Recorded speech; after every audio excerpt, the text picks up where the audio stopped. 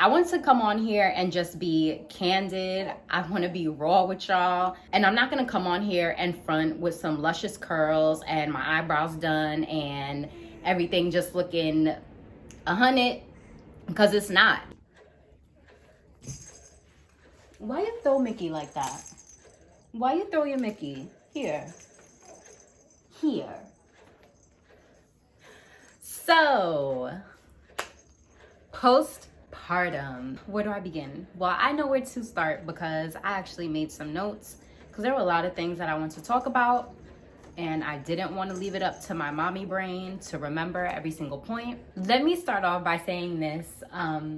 I am obsessed with my daughter. She is amazing. She's literally like, her and her father are the best things that have ever happened to me in life. I'm already, why am I like getting choked up? Ew, it hasn't even been 5 minutes. But I just want to start off by saying that they're literally like the best thing ever that God could have blessed me with. Today, I just want to touch on postpartum, hair, skin, your physical, your mental. So we're gonna touch on all of those throughout this video. And of course, if there is anything that I leave out, feel free to comment below and let me know. You guys know I'm really responsive in the comments. I always try to answer you guys' comments. I always try to respond to DMs. So feel free to let me know. I'm here. You know what? I'm gonna just pick you up because I'm not here for all the interruptions. I love these little things. Like, she lives in her sleep sacks and it's bunched up here right now, but usually like her feet go all the way inside of it. And it's just so convenient for like changing. You don't have no buttons, no zippers. Baby C has her own little category on my Amazon favorites. So all baby related products like these sleep sacks, what I like to use for her baths, this swing, actually, everything will be in that Amazon favorites link. So postpartum, dry hair, dry skin. I'm gonna start with the hair because come on, it's hair. Once I got pregnant, my hair was flourishing. Like a few months before I got pregnant, I cut it to bra strap length. And throughout my pregnancy, it grew like weeds. My hair went from bra strap length to tailbone length throughout my pregnancy. I feel like my hair always shed a lot. For like my OG dolls who's been rocking out from the beginning, y'all know I used to post like shedding updates on my Instagram page because my hair just always shed a lot. But once I got pregnant, the shedding was minimal. Like, I could style my whole head and literally have close to no shedding. And which explains why my hair grew so much, because I was retaining a whole lot of length. My hair was hardly shedding. And now that I'm postpartum, it is like dry, like a mouthful of cinnamon powder dry. Like, y'all remember them challenges, the cinnamon challenge, and people was coughing up dust? Yeah, that's how I feel. Like, my hair feels parched. It's dry, it's thirsty. Like, because of the dryness, of course, I have been experiencing a little bit of breakage. Nothing crazy. I feel like most of my breakage is on my ends. So I feel like a simple trim would remedy that. It is starting to shed a lot. What you looking at? It is starting to shed a lot. Even like my edges are just starting to look a little, like just like right in here. It's just looking, you know, a little thin. This side is a little better, but it's just, you know, you see it. You know, I wanted to come on here and, as usual, like, I'm always going to keep it a buck with y'all, but I wanted to come on here and just be candid. I want to be raw with y'all.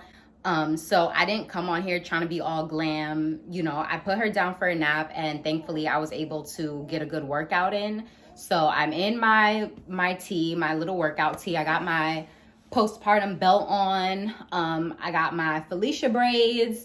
I detangled my hair and braided it up so that it didn't get tangled again because my hair has been getting so matted. But I wanted to keep it real with y'all because that's just mom life. And if you're watching this, then most likely you're a mom or about to be a mom, and you know that it's hard. And I'm not gonna come on here and front with some luscious curls and my eyebrows done and everything just looking 100, because it's not. Like, a lot of the times I have to find, like, I gotta look for the time in the day to be able to do my hair or to comb my hair or just like do anything for myself. So I wasn't gonna come on here and front and be all glamorous, because mom life isn't always glamorous. It's beautiful. It's a beautiful thing, but it's not always glamorous. This is the real. This is how I look today.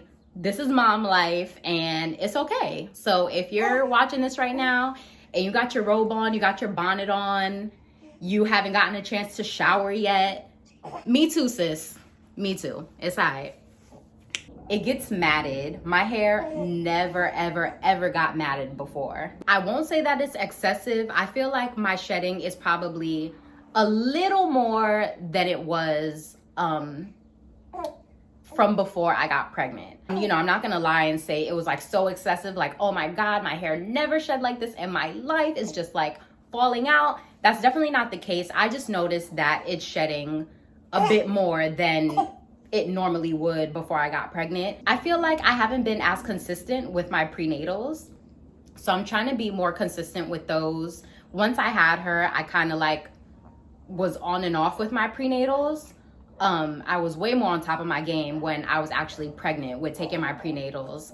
And now I'm just trying to be, you're like punching my throat, bro.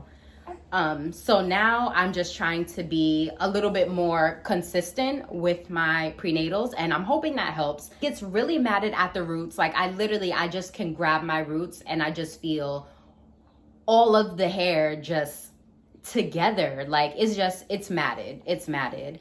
And I never dealt with that before. So that's something new for me. That's something that I'm still trying to remedy, and I'm still trying to learn how to, you know, like, oh, bless you, baby. Bless you, baby. Y'all know I would usually wash my hair once a week. Now that it's been so dry and it gets matted very easily, I definitely think I'm gonna have to switch it up, and I'm gonna have to incorporate a wash day maybe twice a week, or maybe I'll do like wash day once a week, but on another day I have like a moisturizing routine. Another difference that I noticed with my hair is that it's super itchy. And I think that just comes along with dryness. I think like dryness and itchiness are just hand in hand. Can't have one without the other. Shortly after I had her, I was like, okay, my hair's dry, whatever, I'll just moisturize it. So I washed my hair, moisturized it, and literally the next day my scalp was itching. And when I would itch it, I saw flakes. And I'm like, there's no way. Like, I just washed my hair. There is no way that I have flakes right now. Like, that's when I really realized, like, okay, I think something is going on. I think my hair is changing, because I've never washed my hair and had flakes the next day. But it's something that I'm still working on. By no means have I solved the problem yet. It's still something that I'm working on. I feel like I'm back at stage 1, to the point where I'm kind of like creating my hair routines all over again from scratch, just because my hair has changed since having her. But as far as my hair, I kind of feel like I'm back at square one, trying to create a regimen for my hair and have like a consistent routine that suits the needs of my hair now, because the needs of my hair now are not what they were before. So I just find myself kind of like starting from scratch as far as my routine. And I feel like those are the main differences with my hair. It's just been dry, it's itchy, and it's shedding a lot. It's shedding more than normal, but not excessive. And a few people, when I did share this, a few of y'all were saying that it's from breastfeeding, like breastfeeding contributes to that. And I honestly, you know, everyone might be different, but I was not aware of, nor have I read anywhere or seen like any research that relates the two. Like, I don't see anything that has like a direct correlation between breastfeeding and your hair shedding. I think it's more of just your hormones trying to balance themselves back out. You know, once you have a baby, you know, doctors say that it is kind of like traumatizing for your body. Hi. I also realized that I cannot pile products on my hair anymore. Before, I used to love LOC. I would always use LOC with literally almost every single style, whether it was a wash and go, perm rods, no matter what it was, I always did LOC. And now my hair just can't handle all of that on my hair. It just can't. So lately, and even while I was pregnant, because it's not even postpartum, it was during my pregnancy as well, I was able to style my hair with one product. Like, I was just able to simplify my routine. I only had to use one product. I might use a little oil if I wanted to, but a lot of the time I would just use a leave-in, and that was more than enough for my hair. And even now, it doesn't feel right with all of those products in my hair. I'm kind of back to like the basic one product style type of stuff now. And it's been working. What's up, baby? It's been working. And sometimes when you overdo it with the products, that's another thing that can cause dryness. I know you might tend to think like, you know, the more products, the better, but that's definitely not the case, because you can cause buildup, which will just dry your hair out. You can have moisture overload, which will weaken your hair. So, you know, try it out and just see what works for you. You know, you might not be able to get away with a one product style, but then you might be like me and, you know, be able to do exactly just that. You just kind of have to test it out and see what works for you. And during my pregnancy, I realized that one product was more than enough for me. Another thing that has been hella dry is my skin, my hair and my skin. I always had oily hair, not oily hair, oily skin. I always had oily skin, always had oily, acne prone, dehydrated skin. I want to say maybe over the past year, my skin has kind of transitioned more from oily to combo. And after I had her, I felt my skin drying out. It's almost 4, so I know she's getting like a little tired. And I'm just not used to this. Like, as far as my skin, like I said, I've always had oily skin. So I just didn't know what to do when I saw that it was so dry. So I'm thinking, I'm like, you know, I'm in labor for 3 days. I'm tired. I'm dried out. I'm just kind of at my wit's end. So I chalked it up to that. But then once like a week went by, 2 weeks went by, a month went by, I was just like, I can't take this. My skin is so dry. It feels like nothing that was working for me before is working now. I had to stop using my face wash. I was using the Shea Moisture clay to cream cleanser. I forget the exact name, but it's that cleanser. It's the clay cleanser, the green tea matcha cleanser.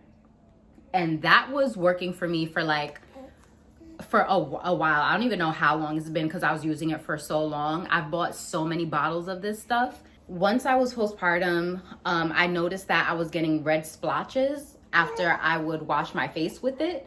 And that happened for a while, because I was like, there's no way that I can go from loving a product and it being absolutely perfect for my skin versus not working at all. Like, how does that happen? It's giving me red splotches.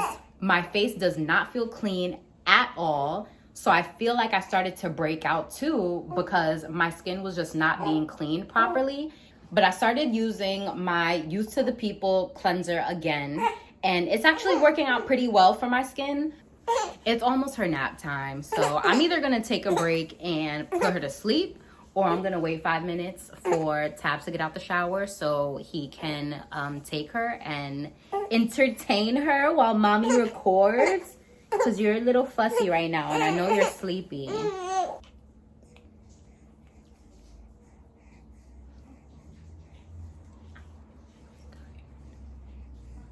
It's times like this that, like, if she's falling asleep, I try to still talk through, because we don't like to get her used to falling asleep in complete silence. Because it's like, once kids get used to sleeping in silence, you can't make a sound. Like, you cannot make a peep. you can't even walk and let the floor crack because they're gonna wake up.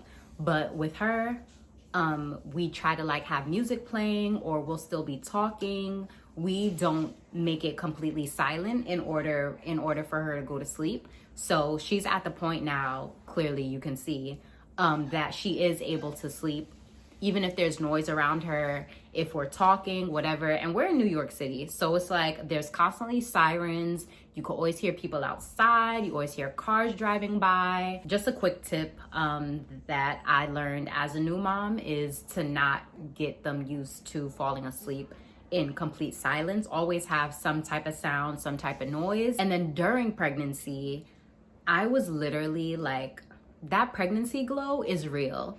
It's so real.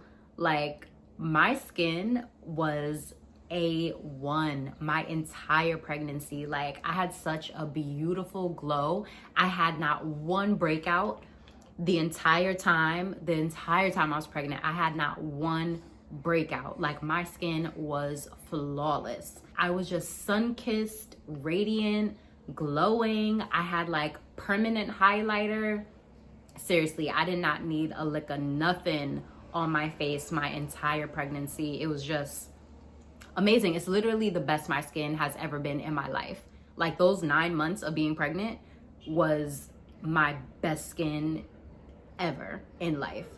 And then once I had her, it just dried up and went away. And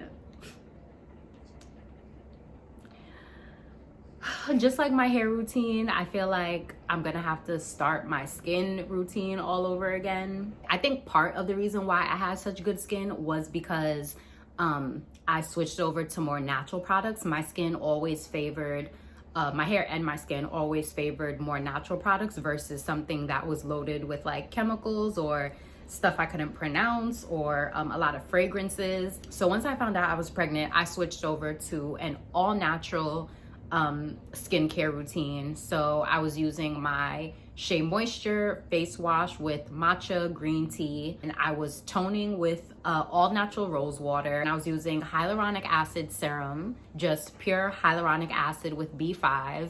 And then for my moisturizer, I was using organic rosehip oil. So I had a completely all natural skincare routine. So I thought that was helping you know, the appearance of my skin during my pregnancy as well. So once I had her, I continued using those products.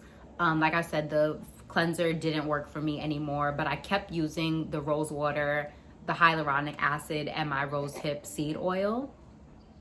And even still, I just feel like it's not cutting it. When I found out that I was pregnant, I stopped using my acids. I stopped using AHAs, I stopped using BHAs, I stopped using any retinol creams that I had. Now that I'm trying to like get my skin back to normal, I definitely think I'm gonna start reintroducing those acids back into my skincare routine, just to kind of help with the texture of my skin, because that's another thing. Not only is it dry, but it's very textured now.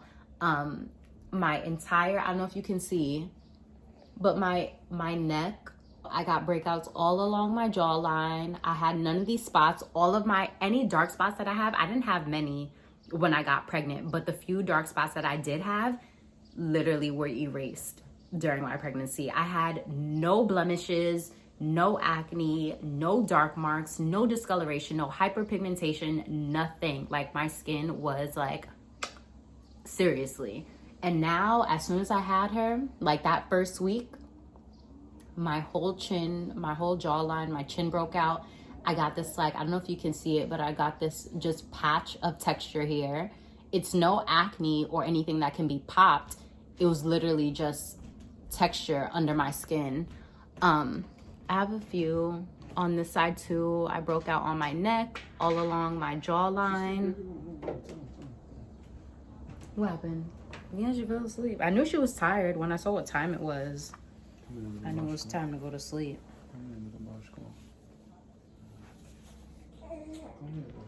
I started getting like texture right here in my forehead, a few like fine lines, just texture all my cheeks. Some of my pores are coming back.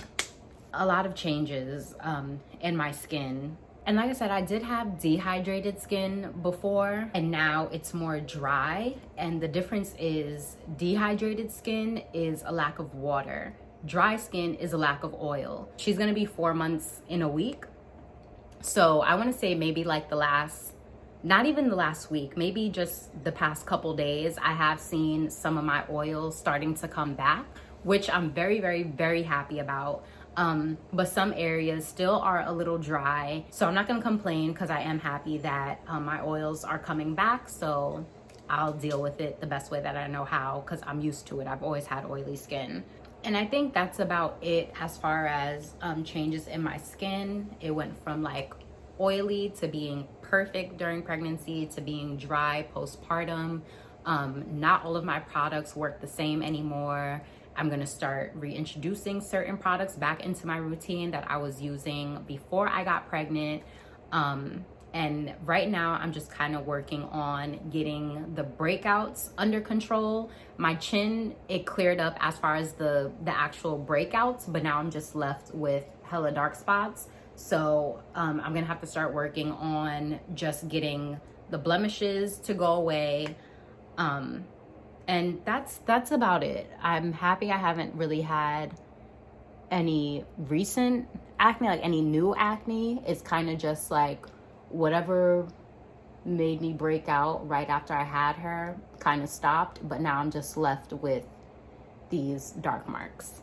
So we tackled hair, we tackled skin.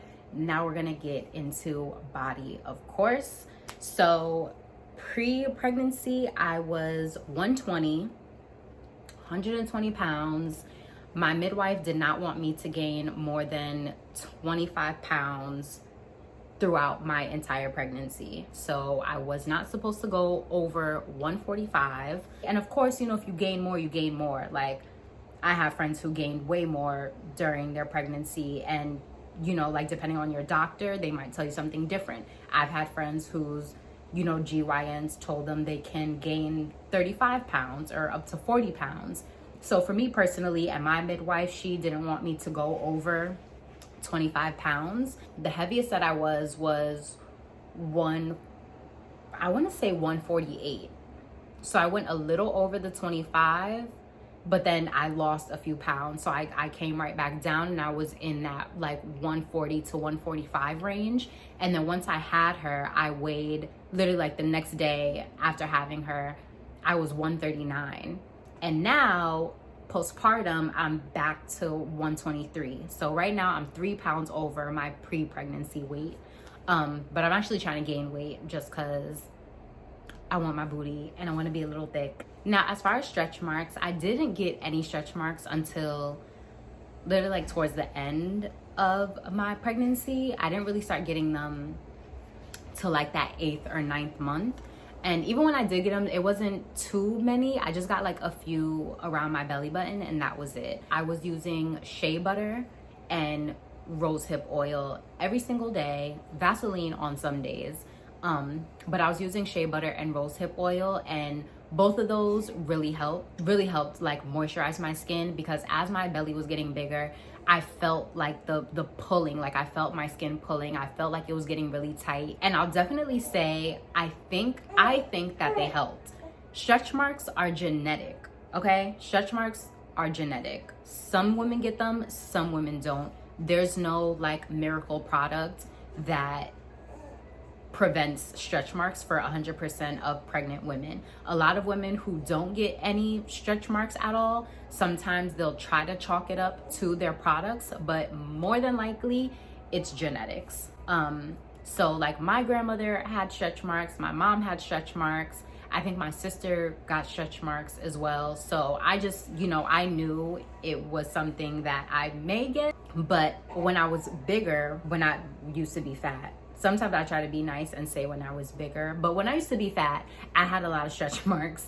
And I still have them like on my thighs, like your love handles. So I was afraid that once I got pregnant, they were just gonna, like the stretch marks were just gonna come flooding in. Rosehip oil is really good for stretch marks and scars and dark marks. And shea butter, of course, you guys know, like, we swear by shea butter, whether it's for hair, skin, don't matter. But I definitely will say that it's genetic, so don't go crazy trying to avoid or get rid of stretch marks. Just do the best that you can to make sure that your skin is hydrated and that your skin is moisturized, because of course if it's dry and it's cracking, that's just going to make the matter even worse. But don't stress. You know, I got a few stretch marks and it is what it is. Like, when you think about it, stretch marks, really not even just stretch marks, but everything that I'm talking about in this video, whether you're experiencing changes with your hair, your skin, your body, all of that is a small price to pay for bringing life into this world. A few stretch marks ain't never hurt nobody. I just want to put that out there. Loose skin, stretch marks, all that stuff, it's really a small price to pay for bringing life into this world and being blessed to carry a child safely, and to deliver safely, and to keep yourself safe as well and healthy, as well as your child. So if no one told you, don't stress it. It's nothing. Like, it's so minute compared to your child. He got out of jail? Back in the hood again, where it's all good again. I'm in the hood for through the hooter. Stupid. Oh, that was another thing during pregnancy. So she totally took my butt. I had no booty during pregnancy. Like, it wasn't flat. Like, I didn't have a long back. It wasn't that bad. But I definitely didn't have, like, the projection in my butt like I used to have before. She definitely took my butt. But I want to say, like, yeah, I want to say postpartum, it came back, but I also think that's because I was working out as well. So yeah, but she didn't steal my beauty like they say girls do, but she did steal my booty. Not my beauty, but my booty. But I'm getting it back. I'm getting it back. And then I don't think Nah, I'm getting it back. Yeah, my husband's getting the booty back. Yeah. I don't know if you can see it. Is this it right here? Yeah. So it kind of looks like a dark mark, but it's not. It's actually a dimple. So you see, like, when I stretch it out, you don't see it anymore. And then when I let go, you see it. So I just got this random ass dimple in my arm when I got pregnant. I never had it before. Like, I never had it before. And I thought it was so weird. I was just, like, lotioning up one day, and I looked in the mirror and I was like, why I got a dimple in my arm? And it hasn't gone away. It used to be a little deeper, so I don't know if it's, like, filling out gradually. It definitely used to be a little deeper. Like, it was clear as day that I had a dimple on my arm. But I thought that was a little weird. I don't know if any of y'all have experienced that, or, like, dimples or cellulite in places you never had them before. But yeah, I didn't get this dimple in my arm until I got pregnant. And I think that's not it about body. You see, this is why I made notes, because my mind would just be all over the place, and I tend to get off track with my thoughts, like, as I'm talking. My boobs got bigger, of course. I think every single woman's boobs get bigger when they're pregnant, but my boobs got bigger, which I enjoyed, because I always had small boobs, and it was nice having a little something during my pregnancy. Or, like, wearing certain shirts and, like, having cleavage and all that good stuff. So I did enjoy it while it lasted. Now that I'm breastfeeding, I kind of lost a little bit of volume in my breasts. And I won't say that they went back to my pre-pregnancy size. I was a 34B and I'm a 36B. So I'm still, like, a B cup, but just a little more oomph in my bust, with big boobs, and of course, like, with them aching and just hurting. Sadly, unfortunately, I had to take out my nipple rings, which was something I was really sad about. And my husband wanted me to take them out, like, as soon as we found out I was pregnant, but I was holding on to them as long as I could. I think I made it all the way to my third trimester before I decided to take them out. I do miss them, and that's one change that I had to go through personally, because of course not everybody has nipple rings, but for me, I did have to take them out after a while. It was just getting a little uncomfortable, especially with like the size of my boobs changing. So I was really sad about that. So if you're a mama with nipple rings and you're like not looking forward to letting them go, it's okay. It is what it is. Honestly, like if I could have them again, I totally would, but I'm not going through that pain again. Like if my holes are still open and I can like put my ring back in, like once I decide I don't want to breastfeed anymore, I totally would. But would I ever re-pierce them? Hell no. Like you're worse than Camille. Like what? Oh, I mean, yeah, making noise. They know the vibes already. Whoever know who you are, they know what's up. Another change I noticed with my body was my core was completely weakened. My core and my pelvic floor were just so weak. And of course they're gonna be after you push out a whole freaking baby. Your core is gonna be weak from carrying that baby a whole 9 months. And your pelvic floor is definitely gonna be weakened once you have that baby, whether you have a vaginal delivery or not. And I noticed my core was weakened. I really didn't feel the weakness in my core until I tried working out postpartum. And I remember I tried to do a plank and I literally could not hold myself up for the life of me. I just could not hold myself up. And I never had an issue doing planks before. I actually love doing planks. I think they're amazing for tightening your core, especially when you do the plank and you do the hip dip where you like each hip touches the floor. I could not even attempt to hold myself up to do a plank. And that's when I realized, okay, my core is definitely weakened. And then my pelvic floor, I knew it was weakened because it just felt heavy. I didn't know if it was my uterus. I don't know if it was like my intestines. I don't know what it was. But after having her, I constantly felt like something was like about to fall out of me. Like it just felt so heavy. Like it just was this pressure bearing down on my pelvic floor that just made me feel like something was about to come out. And I think, what was it?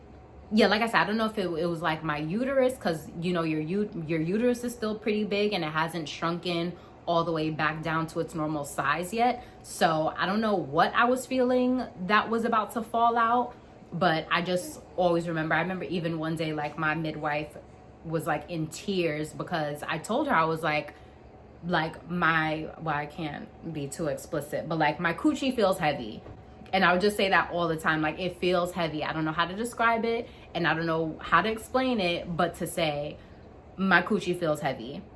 So that's also when I knew that my pelvic floor was really weakened, just because I constantly, like I couldn't even be on my feet for 5 minutes without feeling that pressure bearing down. If you are feeling that, or you're walking around and you're feeling like something's about to drop out of you, it's okay.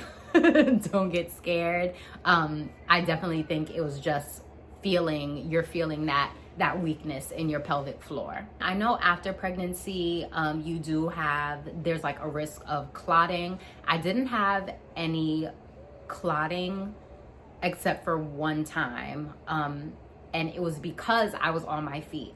So before I had her, my midwife did tell me, you know, once you have the baby, you need to be on bed rest and completely off your feet for 2 weeks. For whatever reason, I totally just forgot that. And I just had in my head that the fact that I had a vaginal delivery, that I could just bounce right back up and I'm back to my normal self. And that is the kind of, not the stereotype, but that is kind of the information that you may hear with having a vaginal delivery, is that the recovery process is so much easier and it's better compared to having a C-section. So the fact that I was able to have a vaginal delivery, I thought I could just pop back up and I'm good. So a few days went by, and literally right after I had her, maybe like 3 days after, I started being on my feet more. Like I wanted to clean a lot. I always wanted to tidy up. You know, I just felt like my baby's here. Everything has to be perfect. Everything around her has to be perfect. Her nursery has to be completely clean. The kitchen got to be clean. The bathroom, just everything around her has to be perfect. So after a few days after having her, I was on my feet more, kind of cleaning and just tidying up. And I was doing the dishes. I remember like it was yesterday because it was so weird. But I was doing the dishes and I just felt like, you know, like when you have your period and you sneeze and you feel the gush, like that's what I felt. Like I just felt this big gush and I'm like, what the hell is that? And of course I have like postpartum bleeding. So I'm like, okay, maybe it's just one of those things. Like when you're on your period and you sneeze and you feel it, I'm like, all right, cool. So I went to the bathroom and I literally had a blood clot like the size of an avocado seed. And I sent a picture to my midwife. I felt so gross taking a picture and sending it to her, but my midwife was just cool like that. And anytime I had a question or anytime I had like concerns about like discharge or something about my body, like she was always just like, May, send me a picture. Like, I know you probably feel crazy or you feel like this is gross, but send me a picture. Like, I'm your midwife, I'm here to help you. So after a while, she made me feel comfortable with sharing these things with her. Even when I was in labor and I lost my mucus plug, I was like, babe, take a picture, send it to Takia, show her. So when I had that blood clot, I sent it to her and I'm like, hey, I know I'm supposed to be bleeding right now. Like, you know, you bleed for a couple weeks after having your baby, but I'm like, is this normal? Like, this seems really big. And she asked me, she's like, have you been doing anything different? Or have you been on your feet more? And I'm like, yeah, like, you know, I was up just now doing the dishes or whatever. And she was like, May, what did I tell you? After you have your baby, you have to be on bed rest for 2 weeks. I know you feel like you're back to your normal self because you had a vaginal delivery, but you still had a freaking baby. Like, your body is still healing. Just because you had a vaginal delivery does not mean you don't have to go through a healing process anymore. So like I said, I don't know what made me forget, but I just completely forgot about that 2-week rule. So once I showed her the picture of the clot and I told her that, yeah, I have been on my feet more, she told me that that was the reason for the clotting and that staying off of my feet for the 2 weeks like I was supposed to should put an end to that. And it did. I never got any other clot again. I didn't have heavy bleeding. So I stuck to the 2-week rule, and I did see a difference as far as like feeling the weakness in my pelvic floor. That was another thing that went away a little bit after staying on bed rest for 2 weeks. I didn't feel that like heavy pressure on my pelvic floor anymore, but it did take at least like a month or two for it to completely go away. I'm working on strengthening my core and my pelvic floor again, and I have not felt that pressure bearing down. So if you do feel that, just take it easy. And eventually, like, it'll get stronger and stronger and you won't feel that pressure bearing down anymore. During my pregnancy, I also had really bad round ligament pain. So the round ligament pain would pretty much make me feel like I was constantly pulling my groin. Now, when I used to play volleyball, I pulled my groin in the past, so I know exactly how it feels, and that's the best way that I can describe it. The round ligament pain feels exactly like you pulled your groin. It's this like little piece of tissue that keeps your uterus anchored down.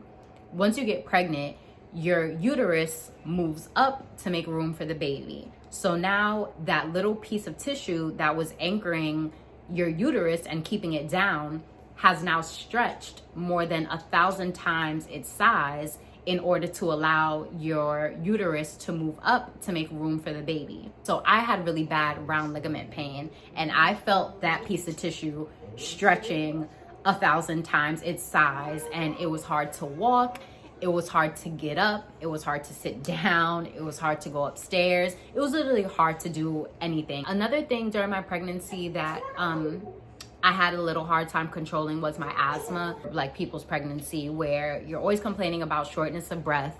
But for me, it was a little worse just because I have asthma. So it wasn't, you know, a shortness of breath that would go away in a few minutes. Like, I would have to stop in my tracks and take my pump. Now, I feel like I'm still trying to get it under control. I'm still trying to get it under control. I didn't have oxygen when I had her, right? But my asthma is something that I'm still trying to get under control. Honestly, my goal right now, like my short-term goal, is to be able to get through a workout without needing my pump.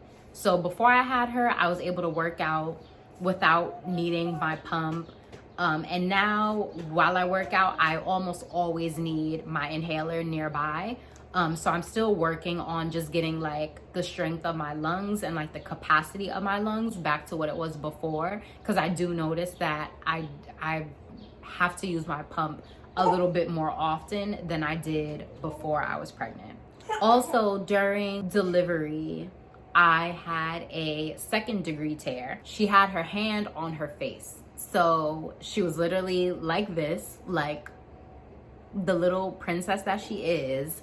So she came out with her hand on her face, which is what gave me the 2nd-degree tear. If she would have just come out her head first by itself, I don't think I would have tore.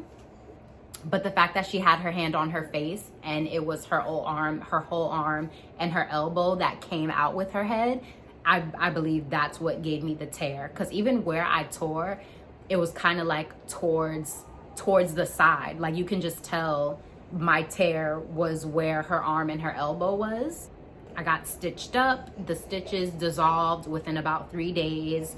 And it took about, what was it? Because I went for my 5-week postpartum visit. So it took about 2 months for my tear to completely heal. Because even when I went to my 5-week postpartum visit, it was still a little tender. It was still like burning when I peed. I just felt that the stitches weren't completely healed. So it took about 2 months for my 2nd-degree tear to completely heal. And I think if you have a 3rd or 4th degree, of course it'll take even longer. So depending on what kind of tear you have, if you tear at all, because it's possible that you won't even tear, depending on the degree of your tear will determine how long it takes for you to recover from it. So my 2nd-degree tear took 2 months. I feel like that's it for body now. So we covered the physical, our hair, our skin, our stomach, our body, and I wanted to talk a little bit about your mental after having a baby, even during your pregnancy, but especially postpartum. I'm gonna touch a little bit on while I was pregnant. So while I was pregnant, I did have my days where I was a little irritable, but when I first got pregnant, I told myself that I'm not gonna use my pregnancy as an excuse to be a bitch. And I'm just being super candid right now. People will say like your hormones are raging and like you're gonna have days and you're just gonna be like a monster sometimes. And that's what I didn't want to be. Like I just wanted to have a happy, healthy pregnancy. I didn't want to be in my feelings all the time. I didn't want to be like in a rage. I didn't want to feel upset. Like I just really wanted a happy pregnancy, and that's exactly what I had. I was so happy throughout my pregnancy. Of course, give or take a few days, we're human. But for most of my pregnancy, like 99% of it, I was so happy. I was ecstatic. I was so excited to meet my baby girl. Like me and my husband were just like over the moon when we found out that I was pregnant. So I did have a very happy pregnancy, I will say that. But I did have my days where I was just feeling super irritable, especially in the beginning. I was feeling just very upset sometimes, easily irritated. I was a little snippy. There were a few days where my husband just had to like give me my space and, like let me just collect my thoughts and just be, like in my own space just to like get it together and recalibrate. I remember it was one day and I was just like feeling so, like I was just upset that day. I don't know why. I was just feeling upset. And I remember literally going in the bathroom and like sitting on the floor and just crying for like a good 5 minutes. Just like I had to let it out. And I was literally just in the bathroom, sitting on the floor in the dark, crying. And then I heard my daughter crying and I'm like, okay, get it together. Go get your daughter. And my husband was out here with her, but it was just like once I heard her crying, I just had to pull myself together and go see what was wrong with her. And that only happened once. Now, if this sounds familiar to how you may be feeling, or if you have done something similar to this, I'm not a doctor, I'm not a licensed professional, but I will say if you feel this way more often than not, There's 7 days in a week. If you feel this way 4 days out of those 7, I would definitely just raise that with your doctor or your GYN or your midwife. Make sure that you're not experiencing postpartum depression. And if you are, at least you know that you are, and you can then educate yourself and take the steps necessary towards just getting back that mental clarity. If you are feeling like this a lot of the times, I would just talk to my doctor and see what steps you can take from there.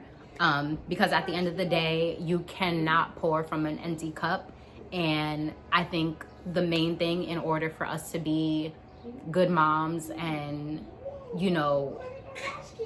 give our children what they need, we have to make sure that we're whole. We have to make sure that we're full. We have to make sure that we're in a good mental space in order to be there for our children.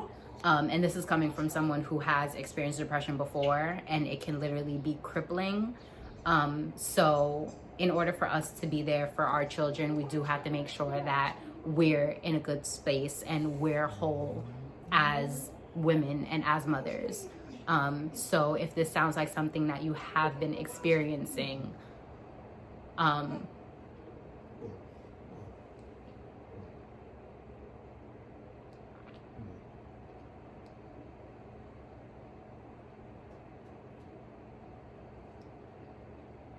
just make sure that you talk to someone and you just talk to the right person and educate yourself and get the right information and just take the necessary steps to making yourself whole again and making sure that you are healthy mentally as well as physically.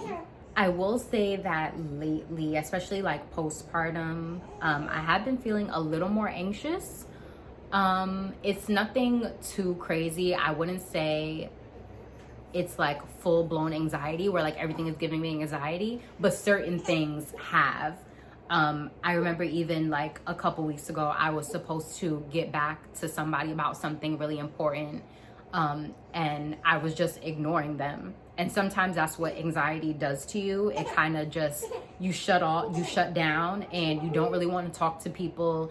You're like so anxious, and you tend to ignore people. You tend to be very antisocial and not wanting to be bothered with anyone. And a few weeks ago, it was something important that I was supposed to take care of, and I was supposed to get in contact with someone.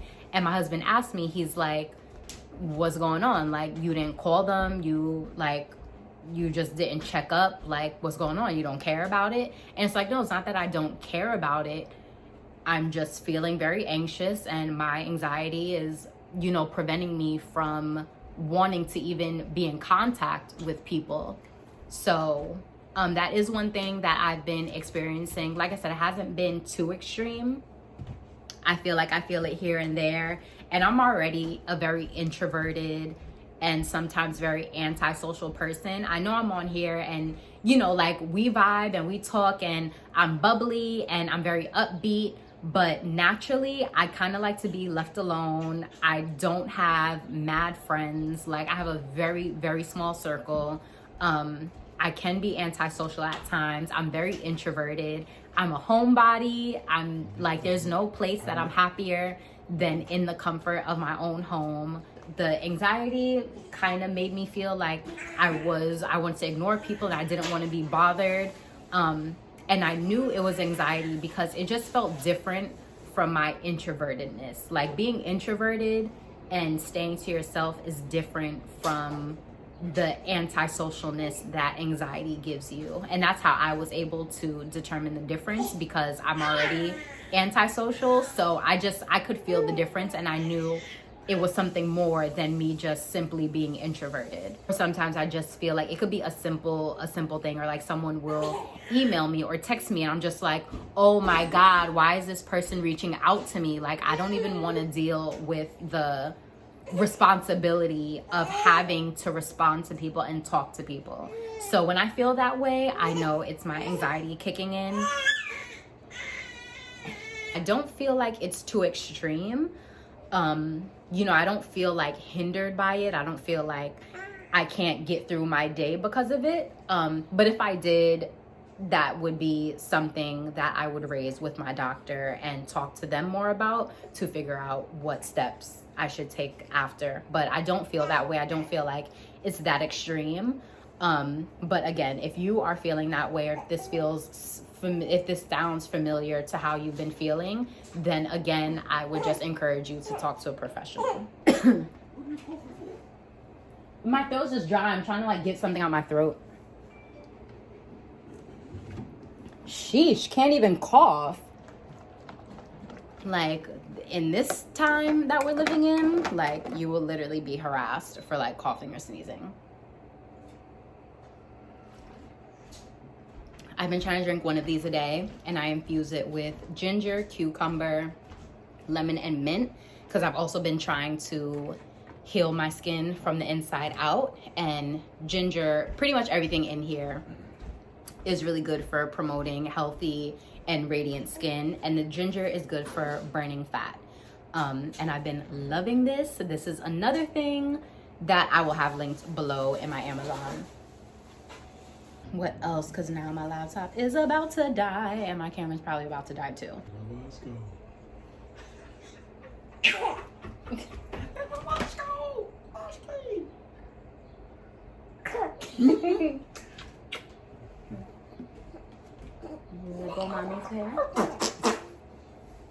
That was another reason why I told myself that I wanted this to be a happy pregnancy, and I didn't want to use my pregnancy as an excuse to be anything less than happy, because of the fact that we were having a home birth.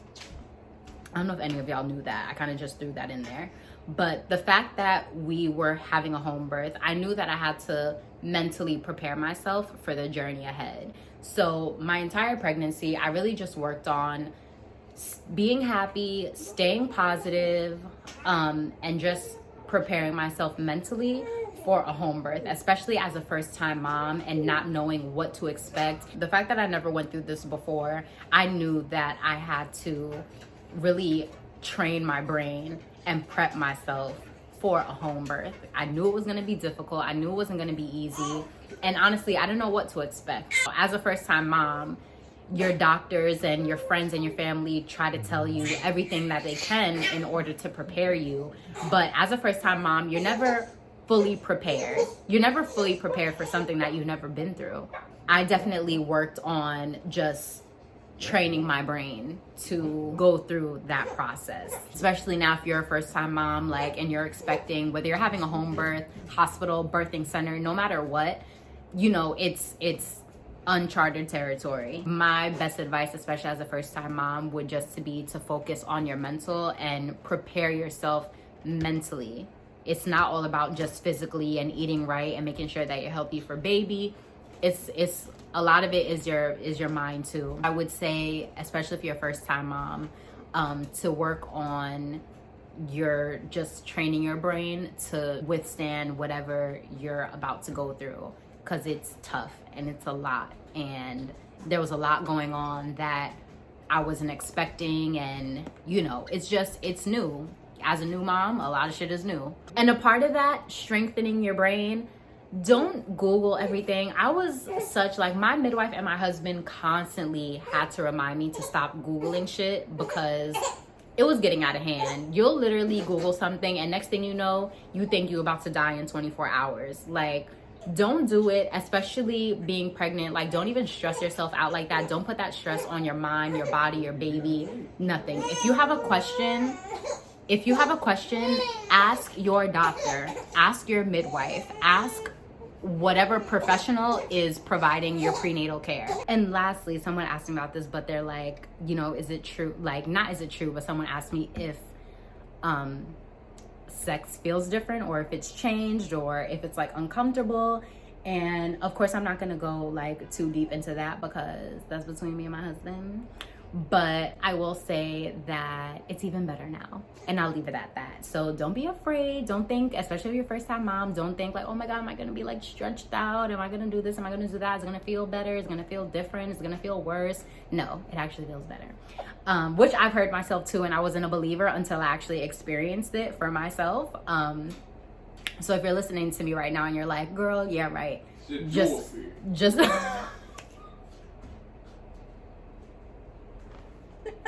just wait and see, okay? Because I wasn't a believer either when I heard women say that. I was like, how? There's no way. But trust me, it's real. And just one more point that I want to make as far as like postpartum depression and stuff like that. It can be very hard. And I just want to say that you have to be optimistic. You have to be optimistic. You have to be positive. You have to be strong, and you just have to work towards like having a better mindset. Sometimes we get discouraged because we think it's just supposed to come naturally, and when it doesn't come naturally, we just feel like we're sad, we're depressed, we're helpless, and that's not the case. It is something that you actually have to work towards. So don't think that because the happy moods and the good feelings aren't coming naturally that something's wrong with you. Nothing's wrong with you. It's just something that you are supposed to work towards. And like I said, if something like that is tough for you, talk to somebody. And I think that is it. If there's anything that I left out, I feel like I literally touched on everything, but if there is anything that I left out, please feel free to comment below, DM me, and I will definitely make it a priority to just respond to all of you guys and make sure that everyone's questions are answered. So let me know if there's anything that I didn't touch base on, anything that you still want to know, or any questions you have that weren't answered in this video. If you're expecting, congrats, good luck, prayers to you and your family. You got this, and I'm so happy for you. And if you already had your baby, congrats again. Amazing. You're doing a great job, mommy. And yeah, I'm always here to answer you guys' questions. I'm always here to help any way that I can. And yeah, I love you guys. Congrats. Blessings to all of y'all. Prayers out to anybody who's expecting, and just all the mothers in general. You got this, and I'm here whenever y'all need. And yeah, from my family to yours. Love you guys, and I'll see y'all in the next video. And that's another thing that I will say too. You're doing an amazing, a phenomenal job. I know a lot of the times we don't hear that enough, and sometimes we feel like we're doing everything wrong, but no, you're doing an amazing job. And if anyone else has not told you that, I am telling you that. So yeah.